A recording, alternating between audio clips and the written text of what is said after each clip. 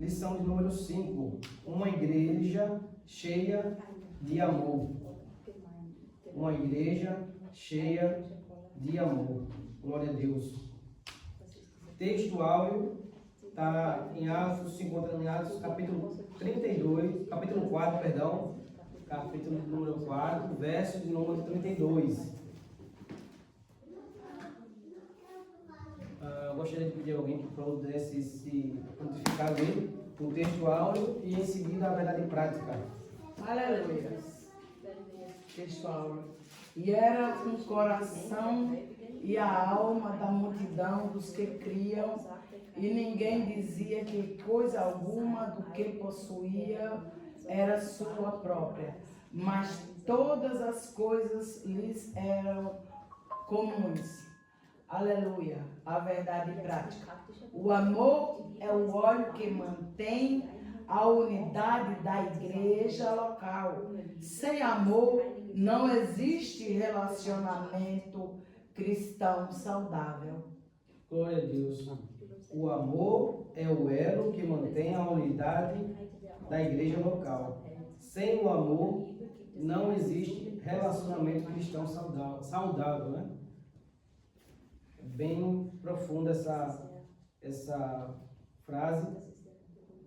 E nós precisamos internalizar cada dia mais em nossos corações, para que a gente não deixe que as nossas ocupações do reino sejam mais importantes do que o amor. Porque se a partir do momento que os nossos dons, nossos talentos, os frutos que a gente oferece aqui, que a gente recebeu do Senhor, a gente passa a colocar como superior ao amor, já perdemos tudo. Tudo vai por água abaixo. E é um ponto importante aqui a se pensar durante toda essa lição, a qual foi lida aqui na verdade prática. A leitura bíblica em classe. Quem gostaria de ler? Leitura bíblica em classe, Atos, capítulo número 4, versos do 32 ao 37.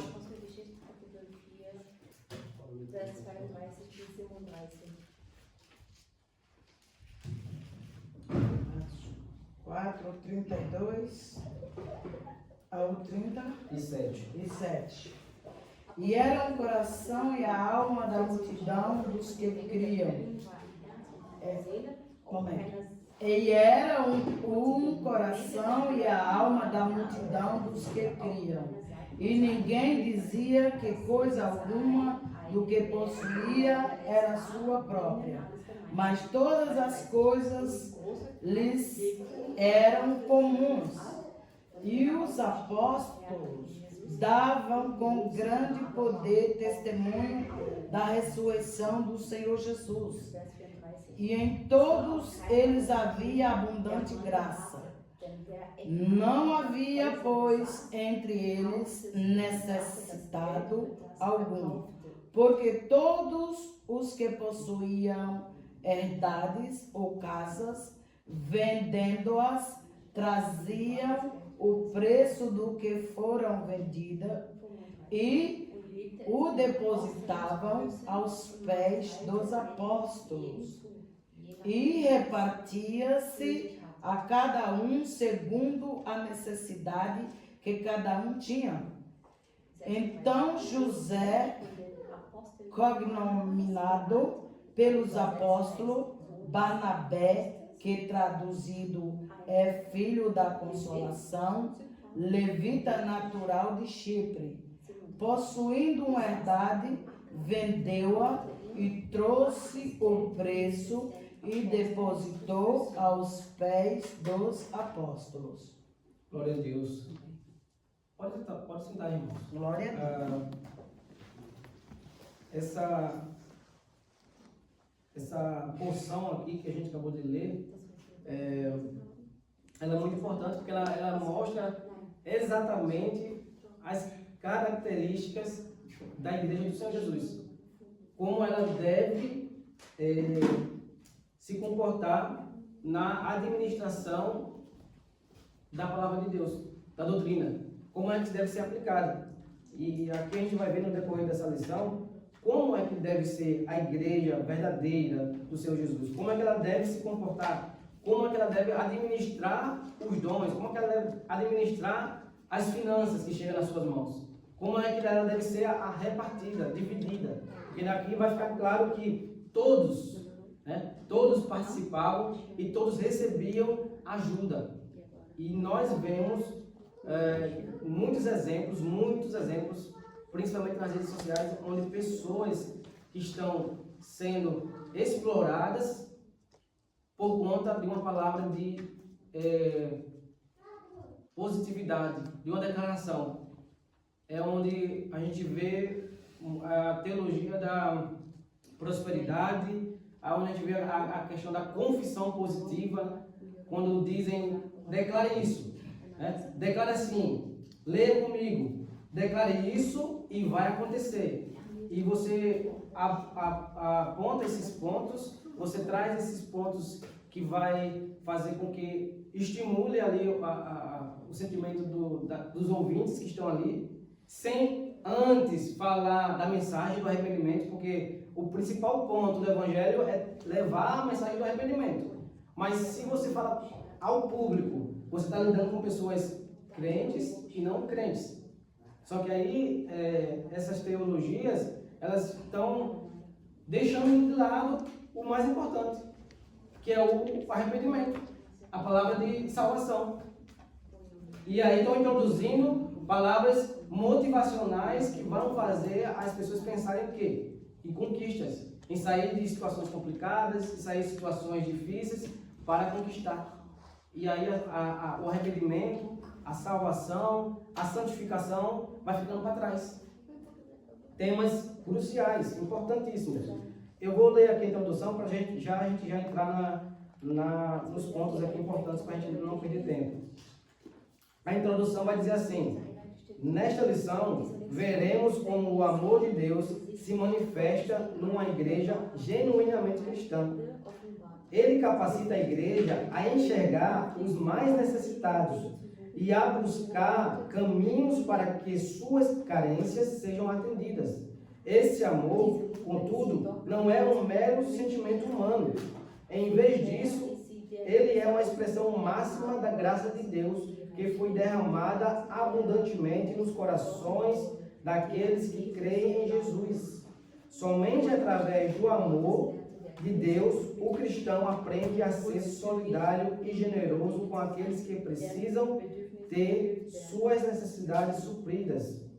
E o primeiro ponto dessa lição, o primeiro tópico, diz o amor manifestado na comunhão cristã. O crescimento da igreja cristã. E aqui eu queria abrir algumas perguntas para os irmãos. Características do amor cristão. Eu queria citar aqui 3 características do amor cristão.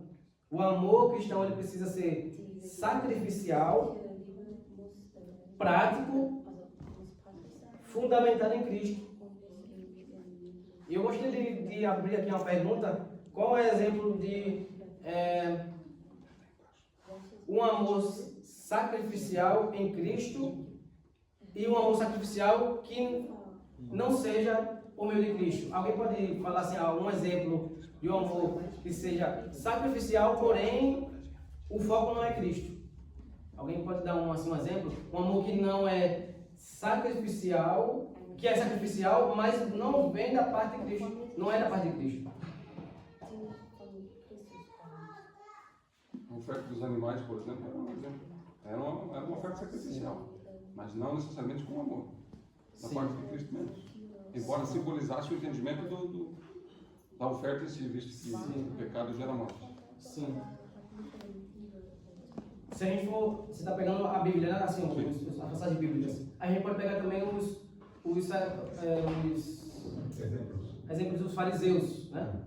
Os fariseus dos jejuns, a forma como eles jejuavam e transpareciam que estavam jejuando.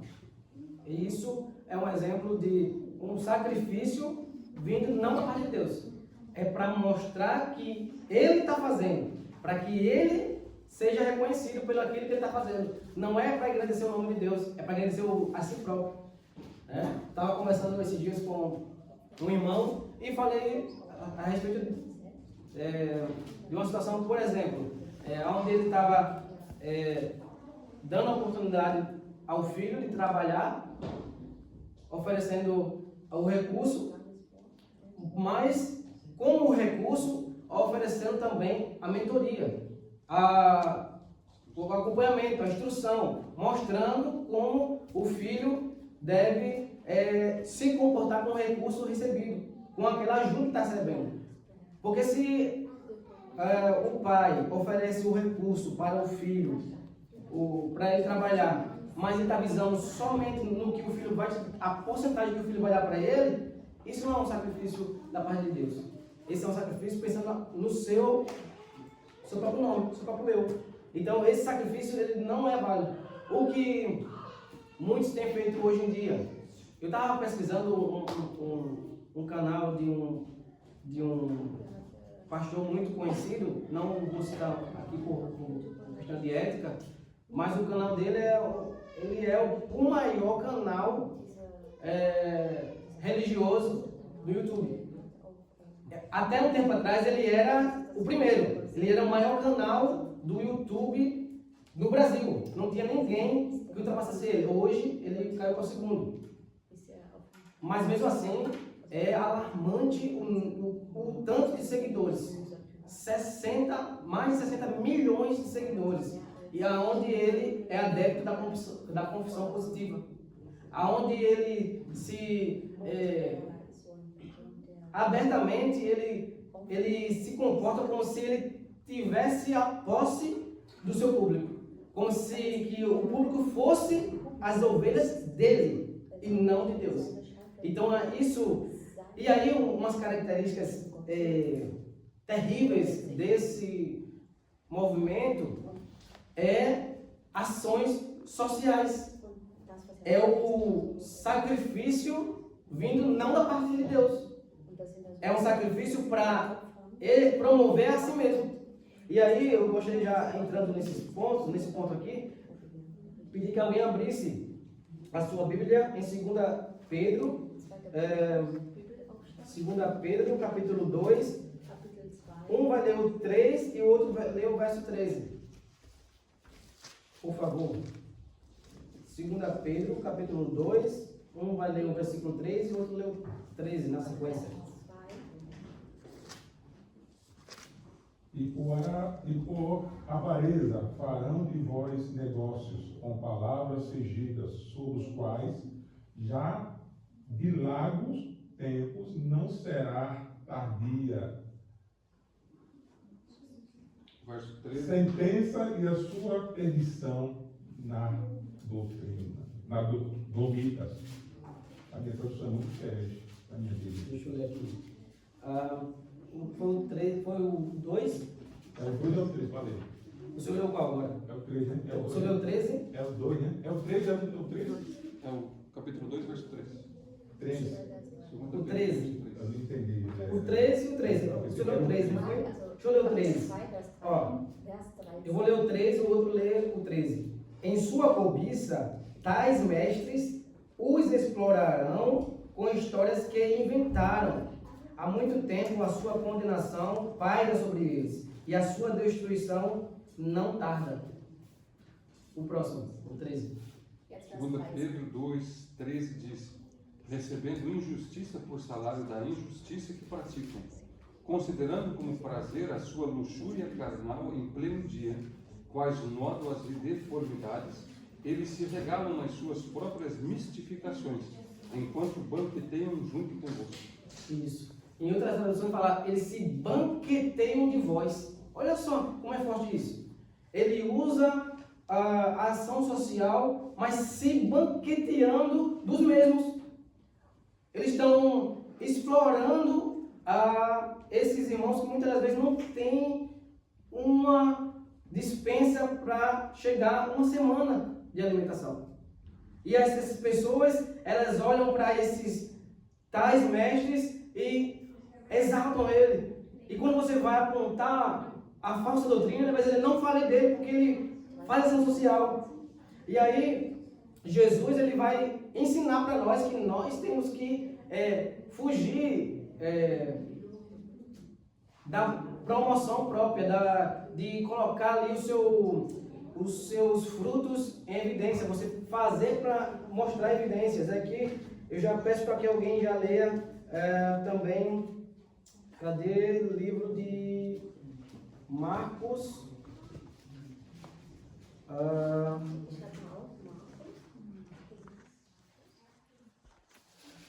Louvado seja Deus.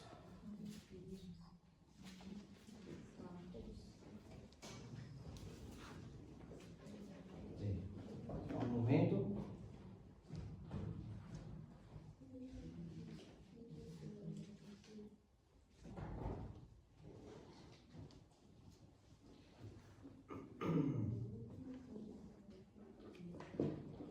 Enquanto eu procuro aqui, peço que um dos irmãos leia 1 João capítulo 3, verso 18. 1 João 3, verso 18.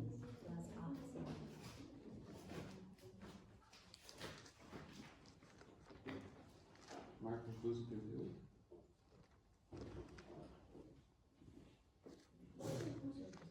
Já acharam? 1 João 3, 18.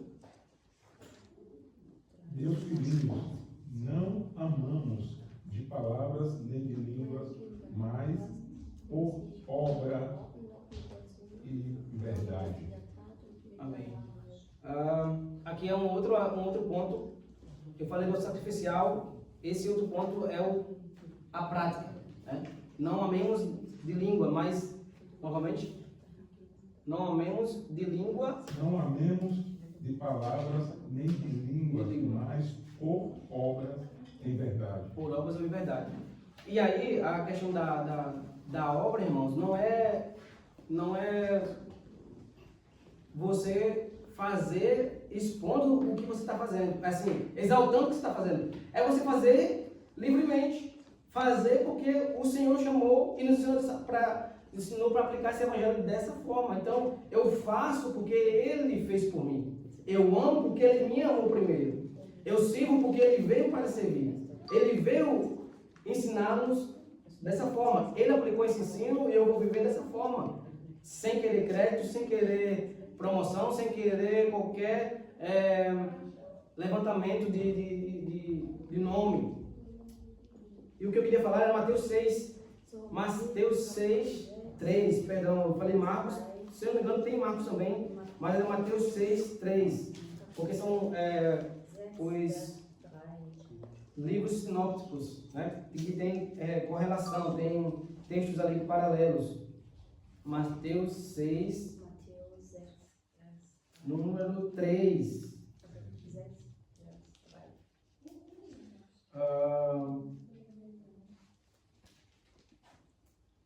De forma que você preste a sua ajuda em segredo e seu Pai, que vê o que é feito em segredo, o recompensará. Olha o versículo 2. Volta aí. O versículo 2. Portanto, quando você der esmola, não anuncie isso com trombetas, como fazem os hipócritas nas sinagogas e nas ruas, a fim de serem honrados pelos outros. Eu garanto que eles já receberam a sua plena recompensa. Mas quando você der esmola, que a sua mão esquerda não saiba o que está fazendo a direita, de forma que você preste a sua ajuda em segredo. Então, fica claro que o amor sacrificial, ele não tem interesse, ele não tem desejo de receber nada de troca. E muitas das vezes nós estamos vivendo em comunhão na igreja e às vezes a gente cria essa expectativa de oferecer algo, está orando por alguém, está estendendo a mão por alguém, e às vezes a gente cai muitas das vezes nesse engano de estar esperando receber uma resposta do irmão a qual a gente está orando muito, por exemplo, fazendo um propósito de oração, levando cesta básica, ou dando alguma ajuda financeira. Não espere, faça porque Jesus nos chamou para fazer. Entregue na mão do Senhor. Se a pessoa reconhecer, amém. Se não reconhecer, louvado seja o nome do Senhor. Foi para a glória dele. Né? Então, fica um exemplo, porque essa pessoa ela vai ver que você está seguindo ali o verdadeiro exemplo, que você não está ali pegando no pé dela, não está cobrando, não está exigindo nada, porque foi dessa forma que Jesus Cristo nos ensinou. E muitas das vezes a gente está caindo nesse problema. Muitos dos irmãos no meio da igreja do Senhor Jesus, espalhados pelo mundo todo, têm caído nesse problema, por conta dos falsos ensinos, de mestres que vêm a público, criam uma rede social e fazem ações sociais para se promover, como é o caso desse que você tem mais de 60 milhões de seguidores, a qual pessoas chegam com cartazes com o nome dele, e ele pega uma dessas pessoas e traz para o púlpito e fala 12 meses de cesta básica, 12 meses de auxílio, e aí as pessoas falam o quê? Eleva o nome dessa pessoa. Aí você vai apontar as falhas pontuais. Aí as pessoas que estão cegas, presas a esse tipo de doutrina, vai fazer o quê? Deixe ele, você está vendo que ele faz uma boa ação, mas não é uma pessoa que toca nos assuntos que são importantes, não confronta sobre o pecado, não fala sobre as necessidades da igreja, não fala de como deve ser manifestado o verdadeiro amor entre as pessoas. Porque aqui a gente vai ver que não tinha necessidade uns para com os outros, não tinha essa diferenças como a gente vê no dia de hoje. Há um grande abismo entre a liderança e os irmãos pequenininhos. Há um abismo entre aqueles que estão fazendo parte do Ministério do Louvor e aqueles que estão querendo participar do Ministério do Louvor. Muitas grandes denominações têm os seus grupos fechados e muitos estão ali desejosos para aprender, ser introduzidos e não conseguem por quê? Tem só uma prateleira alta, que tem que chegar a esse nível para poder fazer parte. E aí você vai olhar para as escrituras, está tudo errado. Está tudo errado. Não é assim que funciona. Porque aqui, irmãos, nada nos separa. Aqui, eu posso falar, aqui não existe barreira entre eu e vocês. Não existe nenhuma barreira entre vocês. Da mesma forma que eu estou aqui, vocês um dia podem chegar a esse lugar. Não existe lugar fixo. Não existe ninguém insubstituível. Porque o Evangelho do Senhor é para todos. Todos podem proclamar, todos podem louvar, todos podem servir, todos podem ajudar. Todos somos um só corpo, uma só carne. Amém? O crescimento da igreja cristã. Eu vou ler aqui esse texto para a gente ir abordando mais assuntos. O crescimento da igreja cristã. Nesse ponto de sua narrativa, Lucas se refere à igreja como a multidão dos que criam.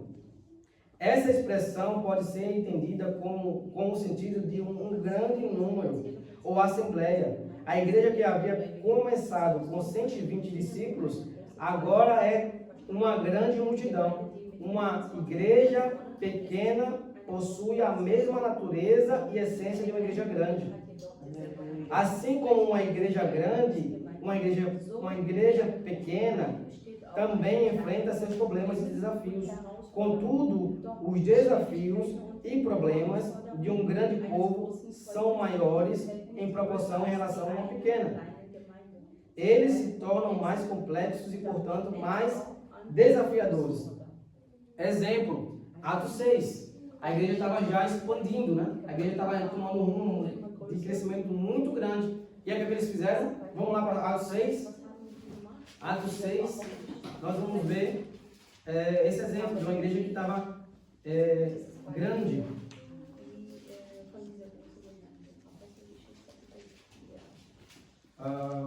Lucas, Atos, João, Atos de Números, versículos 6, a escolha do 7. Vamos ler aqui os primeiros versículos. Atos 6. Alguém pode ler? O verso 1 e 2. Ora, naqueles dias, crescendo o número dos discípulos, houve uma grande murmuração dos gregos contra os hebreus, porque as suas viúvas eram desprezadas no ministério cotidiano. E os 12, convocando a multidão dos discípulos, disseram: não é razoável que nós deixemos a palavra de Deus e sirvamos as mesas. Glória a Deus. Então aqui a igreja começou a se expandir de tal forma que não estava tendo pessoas suficientes para continuar aquela mesma comunhão que começou lá em Atos 2. E o que aconteceu? Quando eles observaram esses problemas, chegaram essas informações até eles e eles não fecharam os olhos. Eles se reestruturaram. Eles olharam ali dentro daquele povo que creram, daquela multidão que creram, que estavam servindo ao Senhor com alegria, com temor, com fidelidade. Eles oraram e separaram ali 7 diáconos, que vai ser justamente na sequência, no versículo de número 3, que diz: irmãos, escolham entre vocês 7 homens de bom testemunho, cheios do espírito de sabedoria, e passaremos a eles essa tarefa. E nós nos dedicaremos à oração e ao ministério da palavra. Veja aqui que eles não estão querendo botar corpo mole e não agir nesses pontos, porque eles eram os representantes que estavam ali levantando a igreja do Senhor Jesus ali no seu início. Então o que é que eles falaram? Não, vamos levantar pessoas que também preguem, que cuidem de outras pessoas, e nós vamos ficar aqui fazendo esse acompanhamento. É o que eu falei no começo, do amor sacrificial. Você instrui, você dá uma correção, mas você está ali acompanhando se o filho está realmente seguindo. Se ele errar, você vai lá e diz: olha, filho, você errou nisso aqui, vamos consertar isso aqui, vamos ver como a gente pode fazer melhor. Era isso a função deles. Eles estavam separaram 7 diáconos para eles continuar tendo um bom trabalho, mas eles eram ali os responsáveis para estar coordenando ali esses diáconos. Exemplo, quando Filipe desceu em Atos 8 para pregar lá em Samaria, muitos se converteram. E depois, Pedro e João foi lá para concluir a questão do batismo, né? Orar por eles. Filipe pregou, houve milagres e maravilhas, e os apóstolos, os que estavam lá na liderança, na coordenação, vieram e complementaram a palavra de Deus. Então, a igreja do Senhor Jesus, ela precisa ser organizada. Esse ponto que nós estamos vivendo é muito importante, porque à medida que a gente for crescendo, a gente, de acordo com essa lição aqui, a gente vai se instruindo como é que a gente deve se comportar. Quando for vindo mais irmãos, os irmãos que estão aqui precisam estar se preparando cada vez mais, porque os pastores, nós precisaremos do esforço de todos, da comunhão de todos, para que a gente, em unidade e comunhão, possa dar suporte, estrutura para esses que estão chegando, para que eles não percam a direção, porque muitos vão chegar e se a gente não tiver em uma mesma comunhão, uma mesma visão, essas pessoas vão ficar perdidas na igreja. Elas vão vir, vão se alegar com uma palavra ou outra, com um louvor, mas elas não vão conseguir criar raiz. E o objetivo do Senhor Jesus é que as pessoas venham, criem raiz, aprendam e saiam para viver o evangelho genuíno lá fora. Amém, irmãos? Não está entendendo? Estão entendendo? Então, eles... Aqui é um exemplo da igreja que estava crescendo, mas que não estava sendo negligenciada. Pode falar.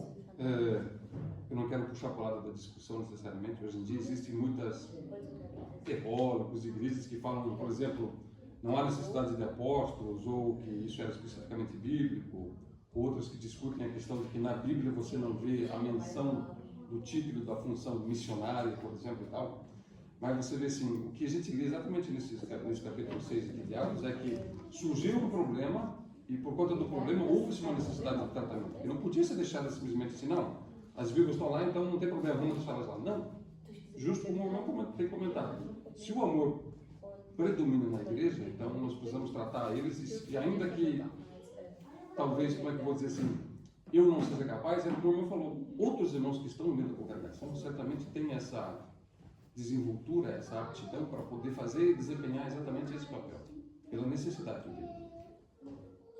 Sem haver discussão, não pode isso, não pode aquilo. Não, há necessidade. Isso. E todos precisam do tratamento. Isso. Todos precisam do auxílio. Exatamente. E aí a gente entra naquele ponto de muitos que aproveitam desses problemas que vão aparecendo, que é natural. Esses problemas é natural da igreja do Senhor. Problemas faz parte da igreja do Senhor. Mas o Senhor também, Ele nos oferece auxílio através do Espírito Santo, para que a gente resolva problemas. E nós vamos ver aqui um texto muito forte, quando gerou-se um problema entre os próprios apóstolos. E tiveram que conversar com pessoas adultas para resolverem questões éticas, questões que estavam entrando na hipocrisia. E foi combatida pelo apóstolo Paulo com os três que eram da base, Pedro, Tiago e João. E aí, o que muitas vezes a gente esquece ou finge não saber, e aí entramos naquele ciclo de apontamento. Olha, está faltando isso na igreja, está faltando isso, não tem isso, não tem isso, não tem aquilo. E você tem dom, tem dons, tem talentos, mas você não se prontifica. Dizer, olha, pastor, olha, pastora, eu estou vendo que está precisando esses pontos aqui ser observados. Vocês estão com dificuldades? Estão precisando de pessoas? Eu posso ajudar nisso aqui, nisso aqui, nisso aqui. Eu posso oferecer meu dom para reparar um desses pontos. Pronto, um problema resolvido. Mas ao invés de a gente trazer solução, você se coloca de fora e aponta o problema, exigindo que a igreja resolva a todo custo, sem você estar participando. Você não se coloca dentro, você não se envolve, você não participa, mas você exige, mas você quer. E aí você está fora do Evangelho. Você está fora do que Jesus Cristo ensinou. Porque Jesus, Ele nos traz. Efésios 4 vai colocar a igreja como um corpo, unido. Não tem como. Como é que a mão vai conseguir sobreviver fora do corpo? Vai morrer. O pé. Então, Jesus, ele é tão perfeito que trouxe esses exemplos para não deixar ninguém de fora. Não deixar espaço para que haja esse tipo de comentários, porque esse tipo de comentários, eles são levados, irmãos, quando os pastores estão na igreja gerenciando, quando a liderança está na igreja gerenciando, quando ela tem todos os aparatos na mão, tem todas as ferramentas e não faz. Mas se você é uma das ferramentas e você está vendo a necessidade e você não se oferece para servir, o erro não está nos pastores, na liderança, o erro está em você, que não está se observando e não percebendo que você é tão útil contra o que está aqui na cadeira aqui, contra aqui no som, é tão útil contra todos aqui. Todos são úteis. Todo mundo é útil para o reino de Deus. E nós temos que observar isso para que a gente não caia nesses ciclos. Por isso que é muito importante a gente observar o que a gente está ouvindo aí fora. Teologias que a gente está escutando aí fora, formas de ensino, porque às vezes a gente sai da direção da palavra. Parece ser de Deus, mas não é. Parece ser bíblico, mas não é. Parece ser doutrina de Deus, mas não é. Parece ser sã doutrina, mas não é.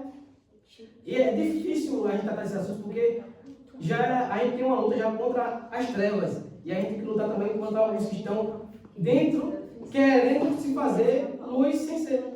Aí a gente tem duas lutas. A gente luta contra as trevas e contra os irmãos que estão querendo ir no caminho errado, se fazendo mestres a si mesmos. Então a gente precisa conhecer a palavra de Deus para que a gente não caia e exorte-se desse irmão com sabedoria. Irmão, pelo amor de Deus, esse caminho aí não está certo não.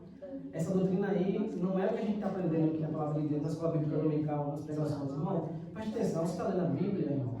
Vamos ler, vamos orar por esse recurso. Você está fazendo alguma coisa por isso? Vamos fazer junto, vamos orar. Chama, envolve esse irmão para você ver. Se ele recuar, se ele botar um caso de dificuldade, é porque você vai perceber que esse irmão, ele não é um irmão em Cristo. Ele é apenas alguém que está só querendo manchar o Evangelho. Porque é uma pessoa que ela não traz soluções, ou não participa, ou não se envolve, ela não está querendo proclamar o nome do Senhor Jesus. Porque a gente está aqui dando o nosso nome. Eu estou aqui publicamente me mostrando para vocês, para a internet, mostrando como é o Evangelho, o que eu estou fazendo, o que eu estou vivendo, porque eu estou sendo visualizado lá fora. E se eu não estiver vivendo corretamente lá fora, eu vou ser apontado aqui com razão. E eu vou ter que me envergonhar e abandonar meu cargo, se eu não estiver cumprindo com tudo aquilo que aqui está escrito. Então, nós temos que observar os desafios e ver se a gente está realmente cumprindo. 1 Coríntios 8:1. Quem puder ler? 1 Coríntios 8:1.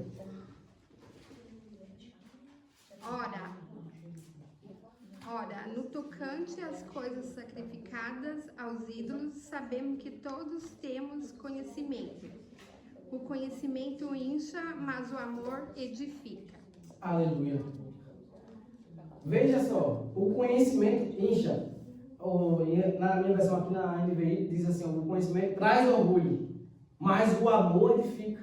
Não adianta eu citar aqui toda a Bíblia, trazer boas argumentações, falar bem, se a minha demonstração de amor não está sendo visualizada, não está sendo manifestada pelos irmãos. Eu não estou tendo sabedoria ao lidar com os irmãos, com os problemas da igreja, os irmãos mais carentes, necessitados.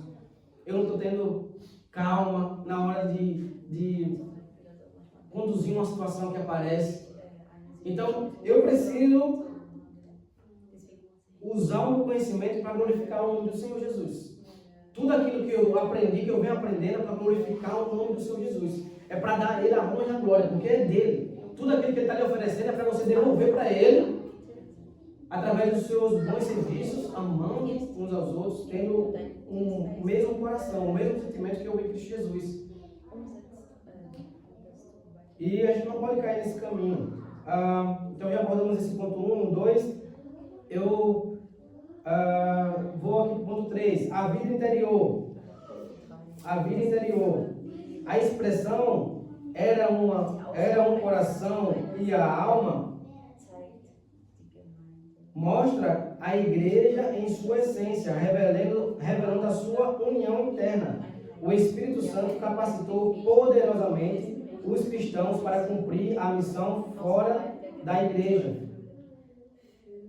para a tarefa do evangelismo, mantendo os crentes unidos internamente. Atos 4:32.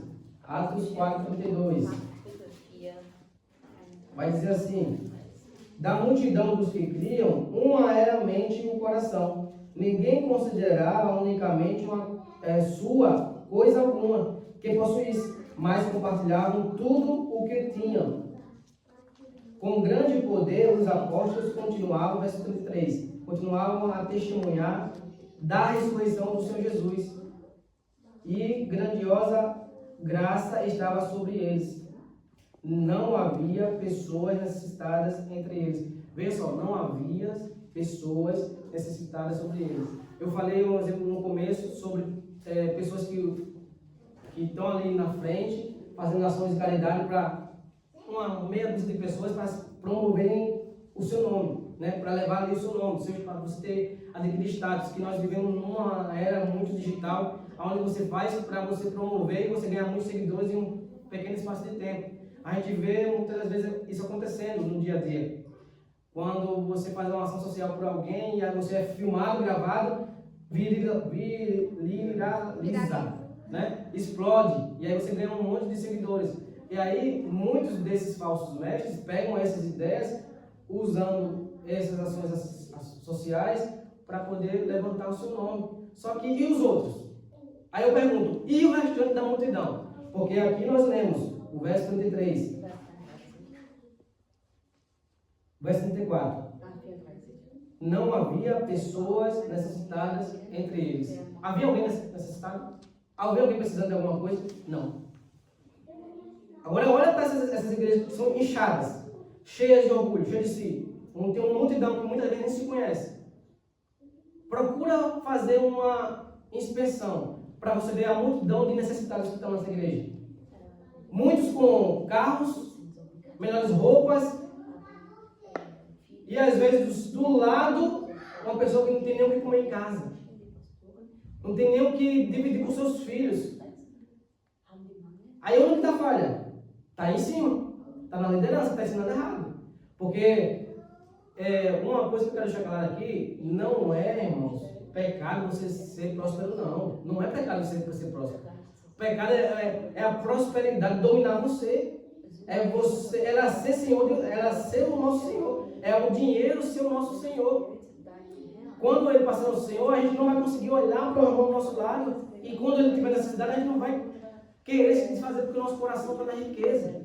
O nosso coração está no dinheiro. E aqui eles não consideravam as coisas serem deles nesse sentido, porque quando eles viam alguém necessitado, eles não eram apegados às suas propriedades. Aqueles que tinham mais se desfaziam e distribuíam com aqueles que tinham pouco recurso. E quem administrava era os apóstolos. E aí eu vou apontar novamente um erro grave da liderança da igreja brasileira, que é onde muitos pastores estão construindo impérios, palácios. E cadê as pequenas famílias? Cadê as viúvas, os órfãos? Estão sendo assistidos? Estão sendo cuidados? E as casas estão crescendo. Os condomínios de luxo estão aí bombando aí o mercado do imobiliário. E as pessoas carentes. Então, uma igreja que tem uma boa administração, que faz tudo conforme as coisas de Deus, ninguém tem necessidade de nada. Uma igreja que tem o Espírito Santo ali conduzindo, o amor de Deus envolvendo ali todos, porque os apóstolos estavam no meio. Porque vocês pararam para pensar que eles tinham confiança de levar todos os seus recursos aos pés dos apóstolos? Por que era? Qual era um dos motivos que essa graça era alcançada a todos ali e eles tinham essa confiança? Porque eles sabiam que os apóstolos usavam com fidelidade os recursos que chegavam às mãos dele. Ninguém passava necessidade.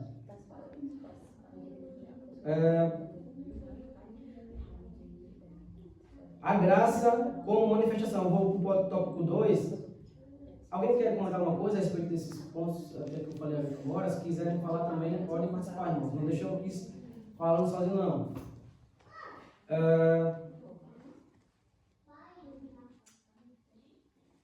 O amor como manifestação da graça. A graça como manifestação do Espírito. O melhor ambiente para a manifestação dos dons do Espírito é uma igreja onde o amor de Deus está presente. Lucas nos informa que os apóstolos davam com grande poder testemunho da ressurreição do Senhor Jesus. O contexto mostra que o Espírito opera em um ambiente que lhe é propício, isto é, onde a igreja está banhada no amor cristão. Muitos podem cair na tentação de achar que o segredo para ter uma igreja imersa no Espírito, isto é, onde os dons espirituais se manifestam com regularidade, tem a ver com cumprir determinadas regras e normas estabelecidas. Regras são importantes e não podemos viver sem elas. Contudo, o Espírito opera no ambiente onde há comunhão entre os irmãos. Às vezes podemos quebrar a comunhão com os outros, achando que não tem importância. Mas Jesus ensina que, para ser perdoado por Deus, devemos perdoar sinceramente nossos irmãos.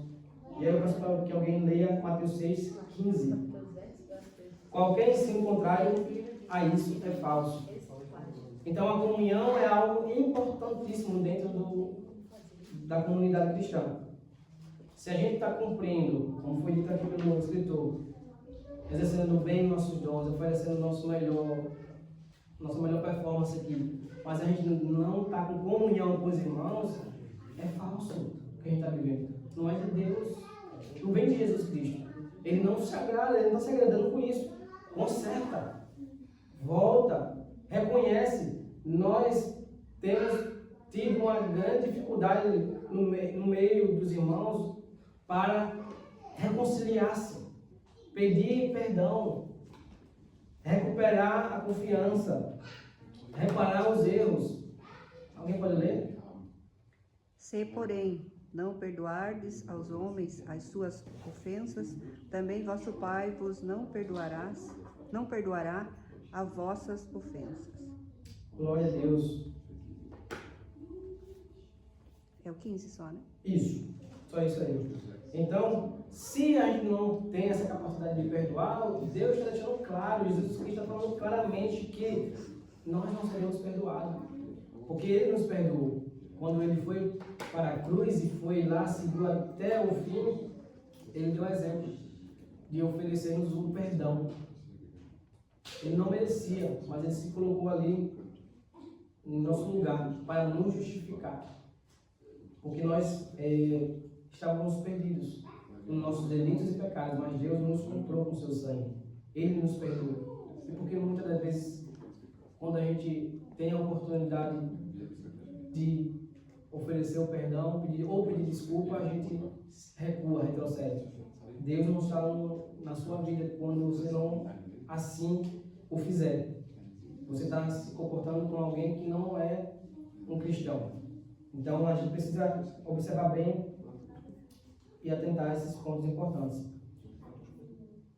Eu vou pular aqui para o tópico 3, para a gente já ir para o encerramento, que é um ponto importante, que fala que a manifestação do amor, da solidariedade, na solidariedade cristã, a busca pela equidade é o ponto.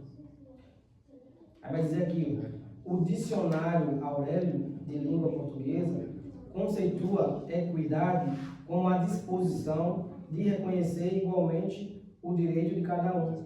Assim, diferentemente da igualdade, a equidade não enxerga as pessoas como sendo todas iguais e por isso busca formas de ajustar o desequilíbrio entre elas.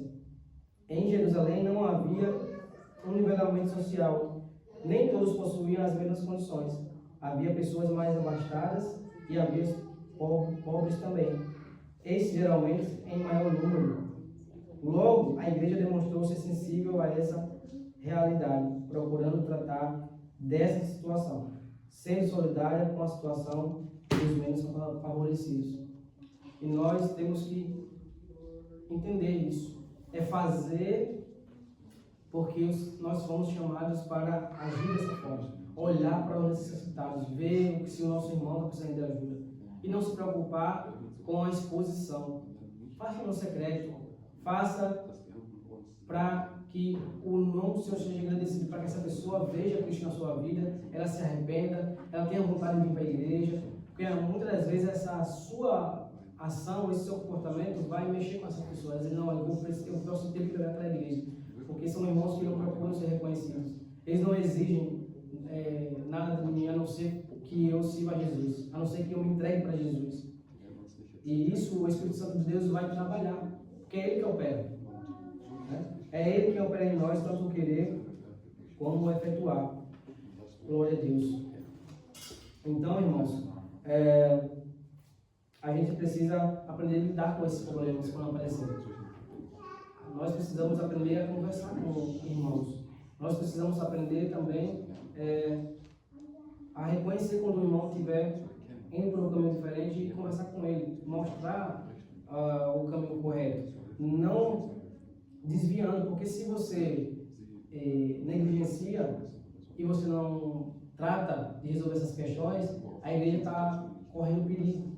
A igreja passa a correr um grande perigo de se deteriorar, de desconstruir. A gente começa a construir e aí outros por estarem vendo situações que estão acontecendo e não trazendo com sabedoria à tona para resolver esses problemas, a gente acaba botando a igreja do Senhor toda em risco.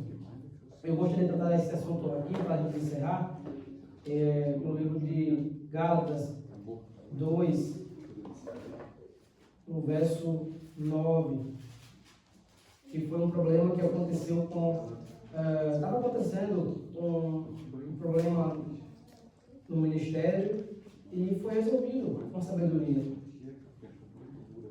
Gálatas 2,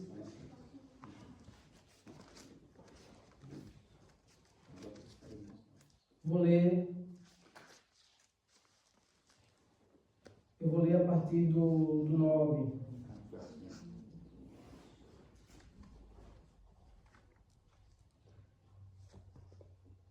Reconhecendo a graça que me fora concedida, Tiago, Pedro e João, tidos como colunas, estenderam a mão direita a mim e a Barnabé, em sinal de comunhão.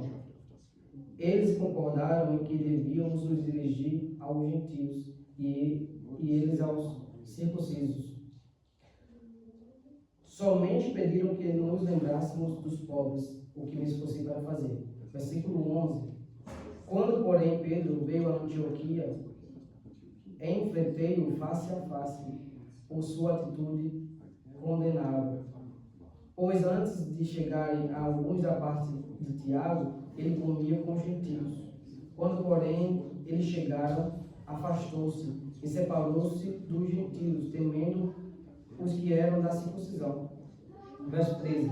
Os demais judeus também se uniam a ele nessa hipocrisia, de modo que até Barnabé se deixou levar. Verso 14. Quando vi que não estavam andando de acordo com a verdade do Evangelho, declarei a Pedro, diante de todos: você é judeu, mas vive como um gentio, e não como judeu.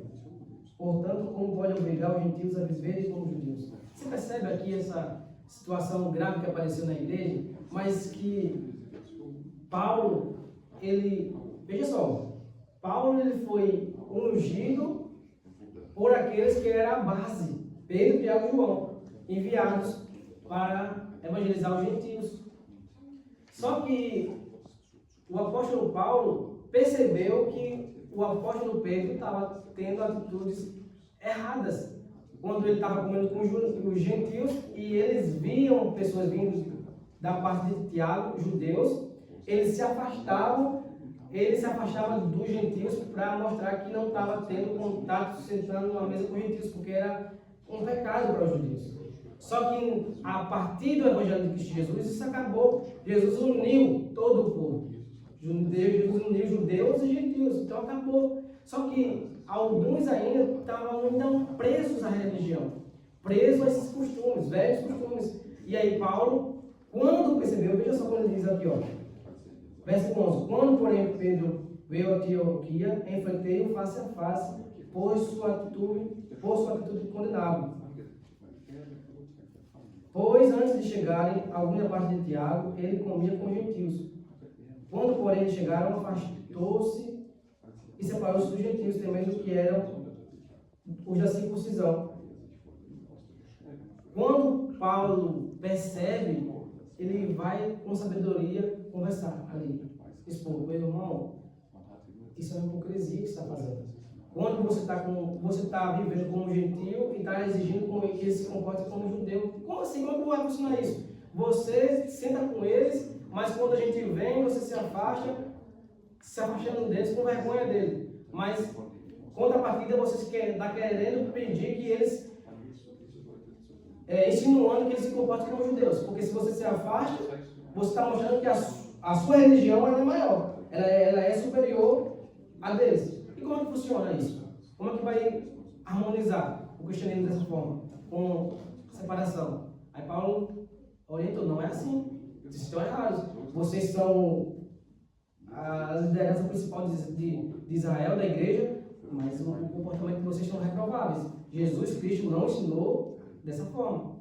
Você está entendendo, irmãos, como a gente pode fazer com que a igreja ela permaneça crescendo sem trazer grandes problemas? Porque vai acontecer mais problemas aqui no percurso, a igreja vai crescer, a igreja vai evoluir. Mas quanto mais crescimento, mais dificuldade a gente vai ter. Mas para isso nós precisamos de mais pessoas capacitadas, mais pessoas sábias para lidar com as situações que vão acontecer. Porque se eu incorrer num erro, eu vou precisar que o pastor, a pastora ou o outro irmão venha me instruir, venha me exortar com sabedoria, venha me botar de novo no caminho. Eu posso, em algum momento, me perder e ir para o caminho do orgulho, e me inflar, me inchar. E se a igreja, se não tiver cuidado, ela vai estar correndo o risco de ser desconstruída.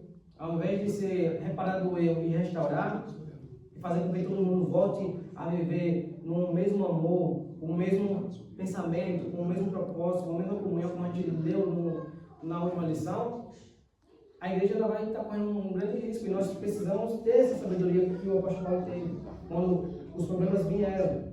Então, observemos isso, irmãos. A igreja do Senhor ela é imperfeita, mas Jesus Cristo, na pessoa do Espírito Santo, ele nos capacita, ele nos dá sabedoria, ele nos faz permanecermos em comunhão, ele nos faz ver que nós precisamos estar todo dia buscando sermos aperfeiçoados em Cristo Jesus. Vamos tomar Jesus Cristo como exemplo. Filipenses capítulo 3, eu vou encerrar. Filipenses capítulo 3, quem puder ler, os primeiros versos. Alguém lê de 1 a 4 e eu vou ler de 5 a 9. Filipenses.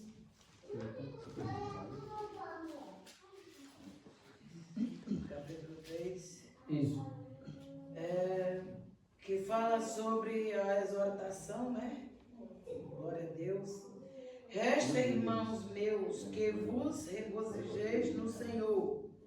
Não me aborreço de escrever-vos as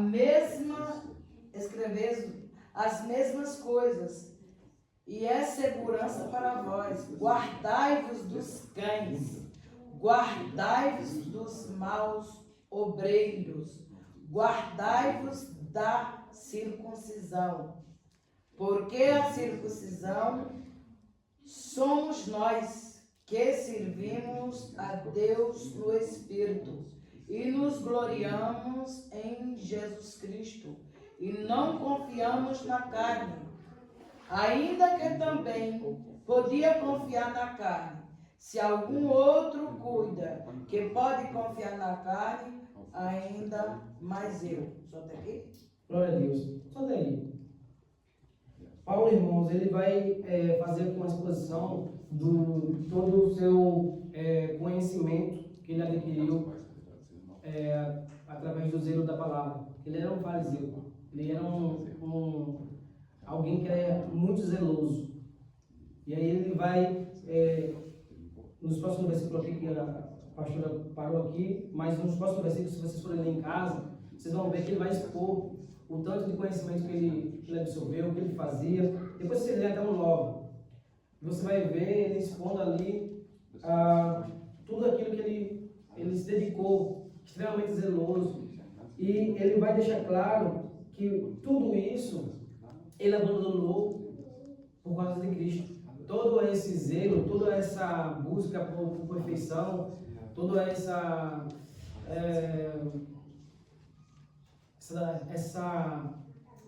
perseguição por perfeição, ele abandonou por causa de Cristo. Ele deixou que Cristo o conduzisse. Ele deixou que Cristo o guiasse. E ele considerou tudo aquilo que era alguma coisa esterco. Ele vai falar isso no versículo 7 e 8. Vou ler aqui, mas o que para mim era lucro, passei a considerar como perda por causa de Cristo. Mais do que isso, considero tudo como perda, comparado com a suprema grandeza do conhecimento de Jesus Cristo, meu Senhor, por quem perdi todas as coisas. Eu as considero como esterco para poder ganhar Cristo e ser encontrado nele, não tendo a minha própria justiça que procede da lei, mas que vem mediante a fé em Cristo. A justiça que procede de Deus se baseia na fé. A igreja do Senhor ela precisa procurar essa justiça em Jesus Cristo, porque é essa justiça que vai fazer com que essa igreja continue a avançar. Ela vai fazer com que a igreja do Senhor Jesus ela continue a proclamar o nome dele com sabedoria, e nós vamos avançar no Evangelho e conseguir estar observando a necessidade dos irmãos que vão vir, que vão estar vindo para nós, e com a ajuda de vocês, nós vamos poder prestar o melhor serviço para o reino do Senhor. Vamos poder cuidar melhor daqueles que estão mais carentes, necessitados, sem precisar que seja isso aclamado aqui no altar do culto. Vamos fazer de forma como Jesus Cristo nos ensinou, ajudando uns aos outros, ajudando ali no silêncio, não precisando a sua mão direita ver o que a esquerda está fazendo, ou vice-versa, para que o nome do Senhor seja glorificado, para que vidas vejam em nós o reflexo do amor dele. E esse é o verdadeiro amor que nós temos que permanecer, amém?